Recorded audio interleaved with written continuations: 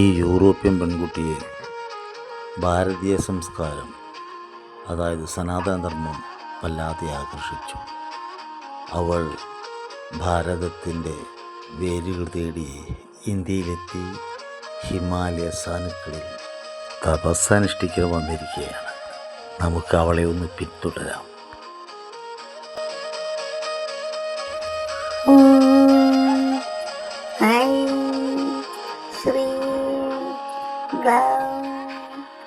ഓം സ്വാഹ. ഓം ഐം ശ്രീം ഗ്ലൗം ഓം സ്വാഹ. ഓം ഐം ശ്രീം ഗ്ലൗം ഓം സ്വാഹ.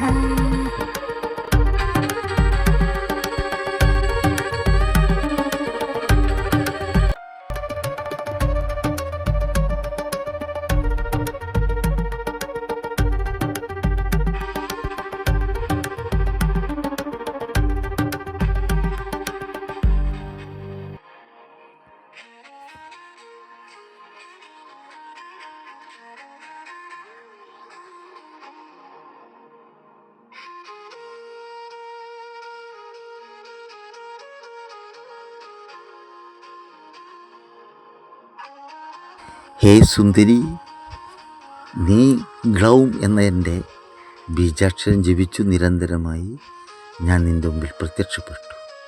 നീ വളരെ മനോഹരിയാണ്. എന്തൊരു സൗന്ദര്യമാണ് നിനക്ക്.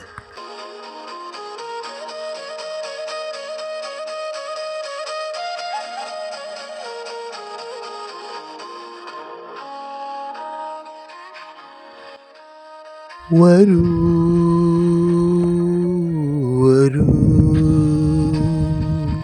ഒഴുകി ഒഴുകി വരൂ എന്നിൽ കുളിരായി. മറന്നുപോയി ഞാൻ സ്വയം, നിന്നിൽ അലിഞ്ഞുപോയി ഞാൻ. വരൂ എൻ രാജവീഥികൾ കാത്തിരിപ്പൂ നിന്നെ. വരൂ എൻ്റെ കൂടെ. ഈ ഭൂമിയേക്കാൾ 1000 മടങ്ങ് മനോഹരമായ ഗന്ധർവലോകത്തിലേക്ക്. ഗന്ധർവലോകം എന്നെ കാത്തിരിക്കുക. വരൂ മോഹിനി, വരൂ വരൂ. ഇത്രയൊക്കെ കേമമായിട്ടുള്ള ഗന്ധർവലോകത്തേക്ക് അങ്ങ് എന്തിനാണ് ഒരു മനുഷ്യ സ്ത്രീയെ കൊണ്ടുപോകുന്നത്? ഗന്ധർവലോകവും നിന്റെ മുമ്പിൽ തുച്ഛമാണ് സുന്ദരി.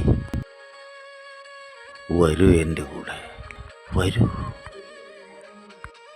വരുന്നില്ല എൻ്റെ കൂടെ? വരൂ എൻ്റെ കൂടെ. മോക്ഷം കാംക്ഷിച്ചു വന്ന ആ യുവതി എല്ലാം മറന്ന് ഗന്ധർവൻ്റെ കൂടെ ഗന്ധർവലോകത്തേക്ക് പോയി. അതാണ് മായ.